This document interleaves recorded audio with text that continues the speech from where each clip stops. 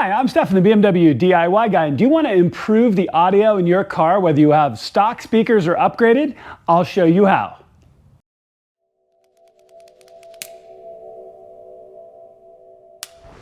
All right, y'all, so let's talk about this project a little bit before you do it and the reasons why you're going to want to do this yourself. Now, whether you still have the OEM speakers in your BMW or you have an upgraded set like I do of the Alpha Ones from Bimmertech, it's a fantastic upgrade and hopefully you checked that out.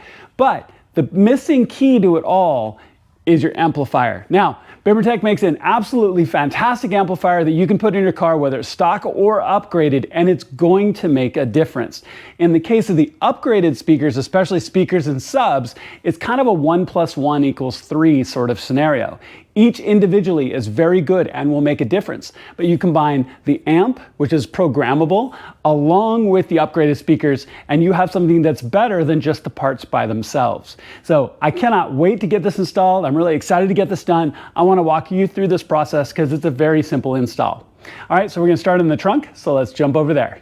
All right, y'all, so starting here in the trunk, so let's get some prep work done because your amp is back behind the carpet here on the driver's side or left side of the car.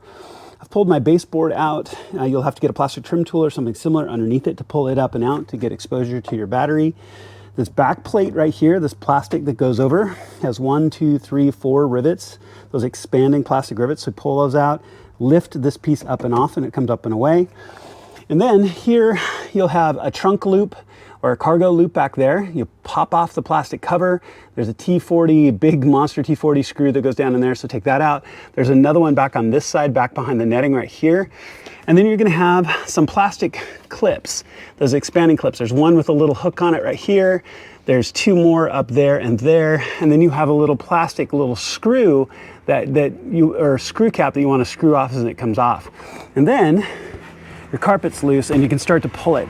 Now, I'm not going to pull it all the way out yet because the other thing we're going to want to do is go ahead and pull the negative post off your battery. So go ahead and get caught up on all of that, and then we're going to walk through moving the carpet.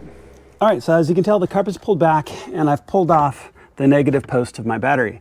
Now, the single amp days of BMW are gone. What we have is a RAM and a booster module. Now, both of them have these horse collar style plugs on the top. The booster is normally with the gray plug down here at the bottom. The RAM is the one here at the top. We're going to be jumping into those connections, as you can see with this big connector here and the wiring harness on the new amp. So you're just going to want to undo this top collar, just undo the button or press back the button, undo the collar back, and then you'll pull this out. And what you'll do is you'll put this into the RAM connection here and plug the cable back in its place. You'll do the same for the booster there. Now we're going to be installing the amp right here, but go ahead and get the wiring harness connected on both sides, and then we'll get the amp in place. As you can see, I've got the wiring harness in place both to the RAM and to the booster. Everything's plugged in, and then you can bring it around and actually plug it into the amp. There are 3 plugs here at the end. They only go in logical places here, here, and here. They only fit into one place in one orientation, so those are easy to get in. You can also use this opportunity to plug in your power and ground here and your USB here. Now, if you look, you'll notice that there's 2 posts here and here. I have 2 spare 10mm nuts that I'm going to put on those posts, and there's holes in here in the frame for the amp, so you can set that down into place. So to get all of that done, and then we'll talk about getting your power and ground connected and where to run your USB. You're going to want to run the power, and I'm going to run them up over this little notch right here. So the carpet's going to fit over the top of them, and then the board is going to sit on top of the cables like this. You want to have your USB cable exposed in case you ever want to program your amp, because this is a programmable amp. So I've run the positive down this side underneath the control bar here, and I brought it around. There's a large plastic cover that goes over the top right here. I've pulled that off. Then if you flip this back, you'll notice that there's a 10mm nut right here for a post. So go ahead and back that 10mm off and go ahead and secure the positive for your power run. Same thing on this side. If you look down here in the battery well, you'll see a 13mm nut right there. Back that off for the primary ground and go ahead and secure your ground as well. So get both of those connected. So once you have those cables connected, so positive and negative, go ahead and put the covers back on. I angled it out this way so the red cover will go back down cleanly. My ground post is on, and then I've just run my cables really neatly behind the battery. So at this point, everything's all connected and secure. You can start to put the carpet back into place, so just swing it back. Go ahead and put those plastic expanding rivets back in.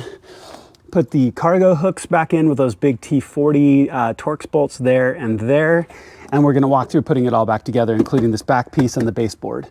I always make sure to leave a little bit of extra room right here, so when the baseboard and everything comes down, it's not trying to pinch these cables too badly, but it will be in a place where it is going to have to come down over these cables because there's no passage between the metal here and here.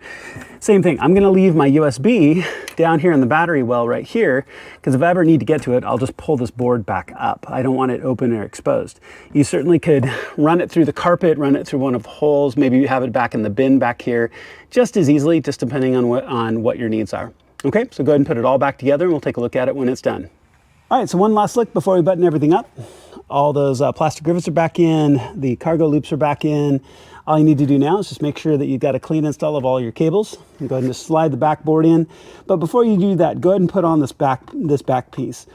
Again, it just slides down into place. There's little expanding rivets that go 1, 2, 3, 4.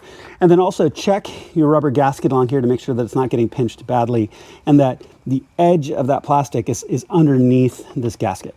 All right, so go ahead and put it back together, put the backboard on, and you're done. All right, also go ahead and clean it and put your tools away, and you can tell this is not a hard project at all to do and should only take you a few minutes.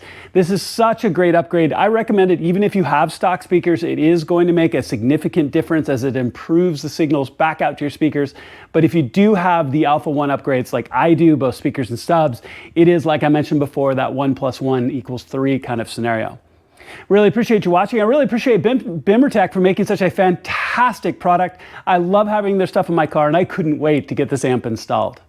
Please make sure to click like and subscribe. It makes a big difference to my channel and I would really appreciate it. And I'll see you on my next project.